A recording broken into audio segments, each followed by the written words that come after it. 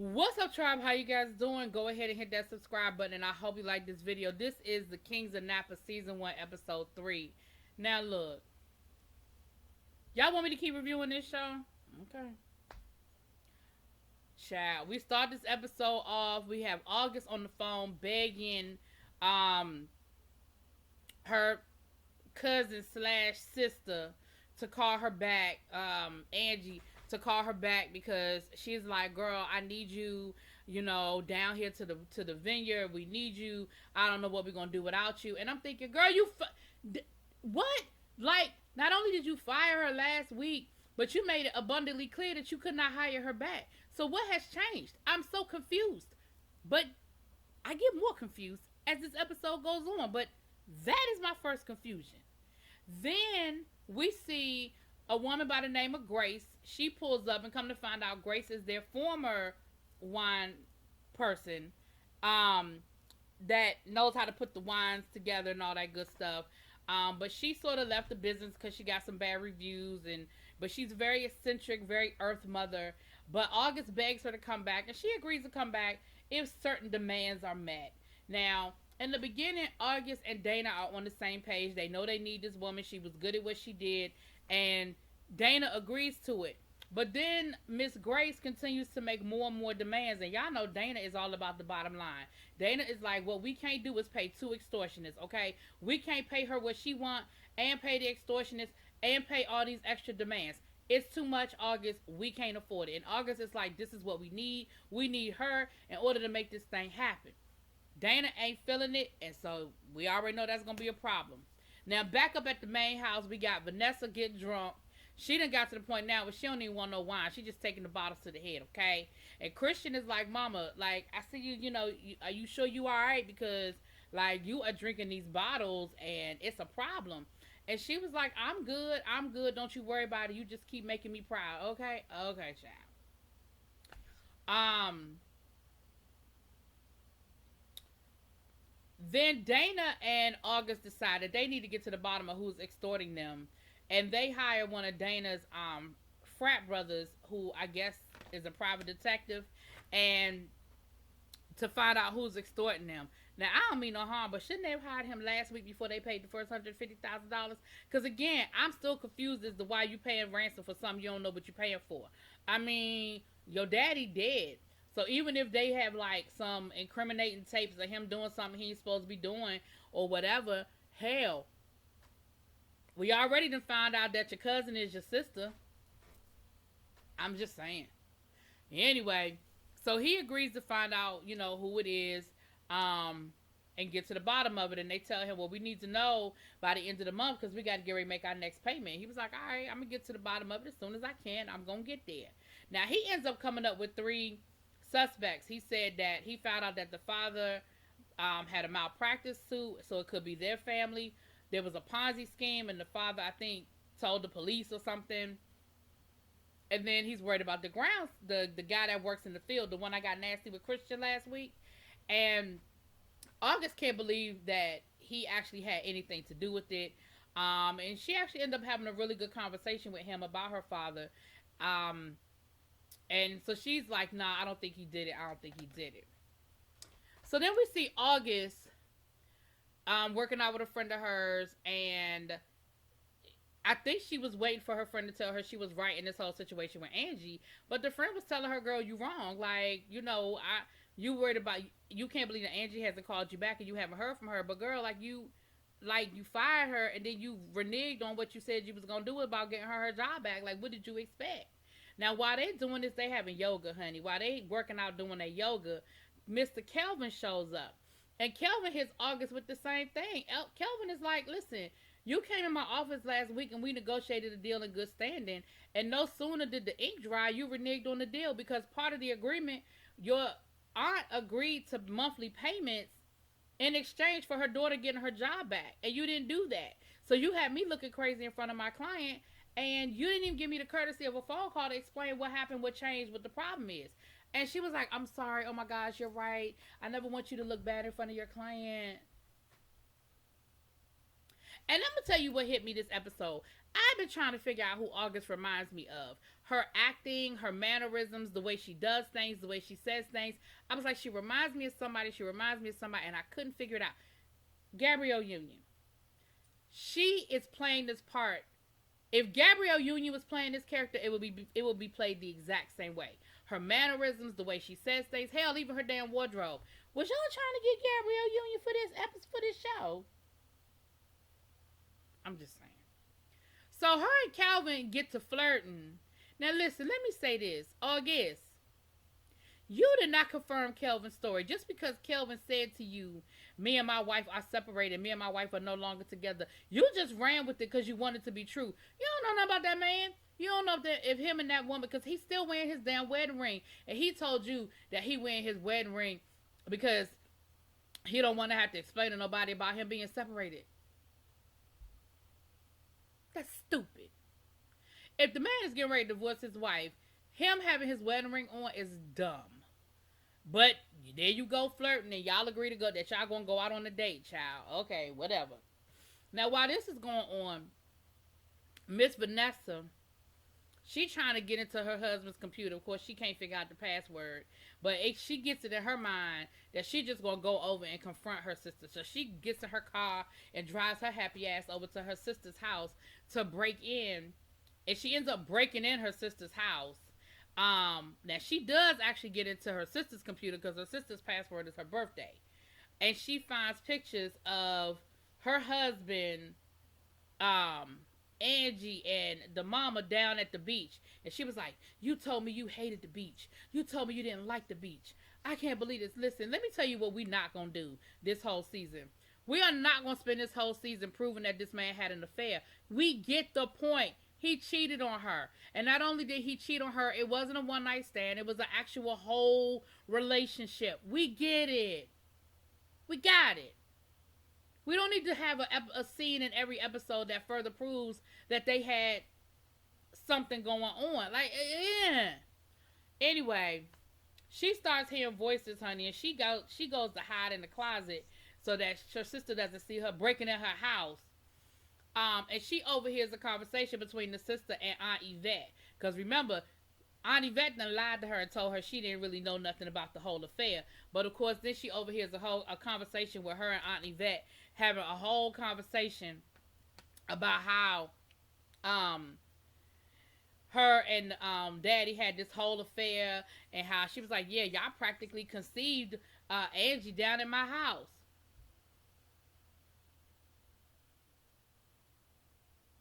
So of course, Miss Vanessa gets in her feelings about the situation, and she ends up putting the aunt out the house, honey. She invites the aunt to dinner. The aunt thinks she having a family dinner, and it ends up being just the two of them. And she lets her know that I was listening in the closet, and I overheard her. You sat there and lied to me. You knew my husband was cheating on me, and you kept it a secret from me my whole life that he was sleeping with my sister. And for that, you get no rewards, okay? And she puts her out the house. Now, first of all, what you living there for, Yvette? You supposed to have a whole wig company. Girl, you could afford your own place with your... She talking about something, I miss the butlers. You could afford your own place with your own butlers, maid service, and some more stuff. Girl, and let me explain something to y'all, whoever made this show. If y'all are going to make this woman the owner and proprietor of a wig company, at the very least, y'all need to get her some good wigs. The things y'all got on that woman's head. Talking about she only used the best hair. I can't tell. Not in them damn Party City Dollar Store, Family Dollar, beauty supply store wigs. Can't believe the wigs. Anyway, then we see Miss Angie meet. I really hope her name Angie. Ain't the sister name? I feel like it's not Angie. I feel like I'm still an Angie from Our Kind of People. I feel like that woman name ain't Angie. But y'all know who I'm talking about, shit. Her and Rose end up running to each other at dinner. Down to the wine place. And her and Rose actually end up having a really good conversation. And when the conversation is over, she actually invites Rose to come over to the house and hang out with her. Now, the way Rose's face looked after old girl walked off made me think that Rose wasn't really feeling that. Like, Rose wasn't really, like, all that gung ho about coming over there and having drinks with her. Bridget. Her name is Bridget. I'm sorry, y'all. I had to go get the right name because I knew Angie wasn't right. I realized that I was confusing our kind of people, child. Bridget. So please don't put it in the comments that her name is Bridget. I just corrected myself. Her name is Bridget. Thank you. So Bridget runs into Rose, and like I said, they end up having a good conversation, and they realize that they really don't know that much about each other, right? Um, and so she said, "You know what, Rose? Why don't you come over sometime and have some drinks?" And so Rose, like I said, Rose agrees to come, but I didn't think Rose really was feeling her like that because they kind of gave us the impression of Rose that she ain't really, the friendliest. But Rose does end up going over there and having drinks with her, and they find out that they really have a lot in common. They both like art. They know the art references that they're speaking of. She finds out that Rose didn't always want to be in PR, that Rose actually wanted to be a writer. She said when she met Dana, she was actually working on a novel. She said it was loosely based on her life, a woman from the West, I think she said the West End. She didn't say West Indies, I don't think. A woman from the West End who was bisexual. I said, oh, so she bisexual. Okay, she bisexual. Um, and she talked about how, after she sort of met Dana and, her and Dana got together, she sort of lost her voice and she never did finish her novel. And Bridget told her, girl, don't you never let nobody take your voice from you, okay? Don't you never let nobody take your voice from you, okay? Now, back down to the vineyard, we see August. Now, August got this nice Ivy Park outfit on, honey. Now, August be wearing some nice clothes, okay? It ain't always my cup of tea, but you can always tell that it's nice, okay? And she finds out that Dana done fired Grace and hired his own, wine person. And Dana was like, what the hell you talking about? You can't just be hiring people around here all willy-nilly.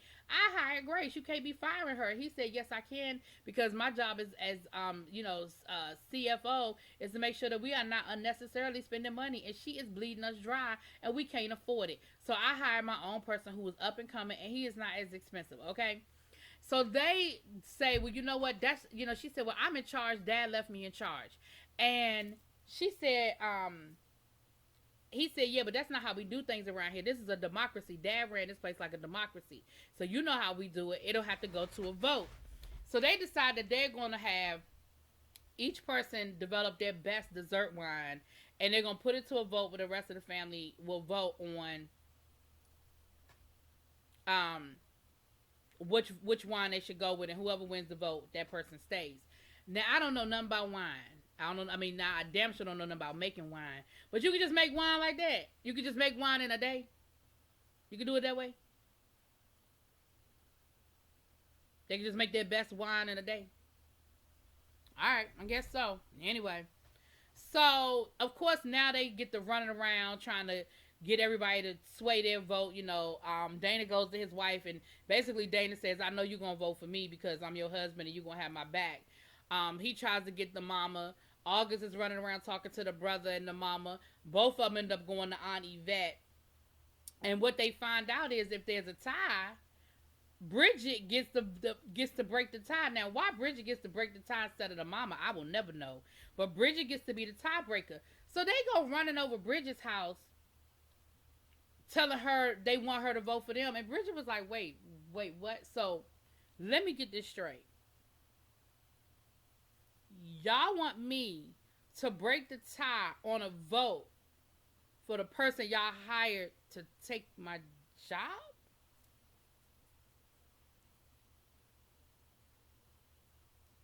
Like, the audacity. And, they were like, yeah, I know it's crazy, but... No, it ain't no it's crazy, but see, Bridget a better one than me, because I done came up missing. You ain't got to worry about no... She said, I'm going to make the vote that's in my best interest. I said, okay, but again, you a better one than me, because I wouldn't have voted. I wouldn't have been there for none of it. That is some shenanigans. So while Vanessa is putting Aunt Yvette out the house, Aunt Yvette was like, come on now, you can't hold me accountable for not telling my brother's secrets. She said, I know a whole lot of secrets that I never told. Like, what about that time you got taken advantage of in that, beachfront property down in Kingston? What about the oh Lord, it was something else she brought up, child. What she bring up? She had brought up something else. She said she got took in some storefront property. I mean some beachfront property. It was something else. She said, and what about that time and what about when you wanted to abort Dana? Baby, of course Dana was standing there and overheard it. What? You wanted to abort me? And of course he goes running off, child, and she tries to talk to him later on, and he don't want to hear nothing she has to say. And she's like, well, I know, I'll understand if you want to cancel the vote. He was like, oh no, I'm not canceling the vote. But of course, he don't want to talk to his mama about it. Now, I'm thinking that the doctor probably told her that he was going to have some sort of birth issue, and that's why she maybe was contemplating, the abortion. But of course, nobody ever wants to hear that, right? Anyway, so we get to the vote, and of course, everybody's there. Bridget's there. Aunt Yvette is there trying to beg her way back into the family home, child. Before we get to before we get to the vote, we see August out on her date, and the extortionist calls her and tells her, what you doing out on the date with this dude? You need to be somewhere trying to figure out how you gonna get me my money. He don't even want to kiss you, because it looks like they were about to kiss, but then he kind of pulled away. And she was like, what you mean, you here? You watching me now? Baby, he tells her, you better give me my damn money. So we're back at the vote. So we get to the vote, and August makes her presentation. Dana makes his presentation. So the brother tastes the wine. The brother votes for August. Aunt Yvette votes for August. The mama votes for Dana more out of guilt, I think, than the wine being any good. Bridget actually votes for Dana, and Bridget says, she basically gives August that look and lets her know that this is all about the fact that you betrayed me and you didn't do what you said you was going to do. But I'm also wondering if Dana made her some sort of back deal, because remember she said she was going to vote in her best interest. So I'm wondering if there was some sort of back deal going on. Then, so Dana thinks he won until somebody realizes that Rose never voted. And to see, they were like, oh, well, Rose is going to vote for Dana. She always sides with Dana. Dana was like, yeah, that's right. Tell them, make it official. Go ahead and let them know that, that I have your vote. And she goes on to talk about how, as the head of PR, she needs to be able to sell the best product. And she said, I tried to talk to you about this, but you didn't want to hear me. And we did see a scene where she was trying to talk to him about, which wine would be the best for them to sell that's going to represent the company. She said, if you want to send me out there and you want me to sell something, I have to be able to believe in it. She said, and I have to be honest with you, August wine was the best wine. And I kind of feel like August wine was the best, because I feel like the mama only voted for Dana because she felt guilty because he found out about the whole abortion thing. And I feel like Bridget only voted for Dana because she was mad at August. So I'm thinking that August wine probably was the better wine. Anytime Rose went against her husband, tells me, and she said, I'm not going to lose my voice again. And so, of course, Dana's like, are you serious right now? Like, I can't believe you really voting against me. He was like, you wasn't nothing until I found you. Like, you was just, and he starts going off on her. And even August is like, yo, Dana, stop. That's enough. And he was like, oh, no, this not enough. He was like, I can't believe you. He said, you're nothing. You were nothing before I met you. I made you a king. And the thing about being a king is loyalty. And you have no loyalty. And baby, he left up out of there. Baby, he was hot. You hear me? So later on, at the end of the episode, we see him talking to the private detective, and he was like, Dana was like, have you found out yet about the extortionist? And he said, no, I still don't have anything definitive. He said, but I will say this. He said, no, he said, but I'm narrowing it down. So Dana tells him, and I want you to investigate August. You find out everything you can about her. I'm sick of her, and it's time for me to get rid of her. I said, oh, here we go. All right, y'all. That's it. That's all. I'll talk to y'all later. Peace.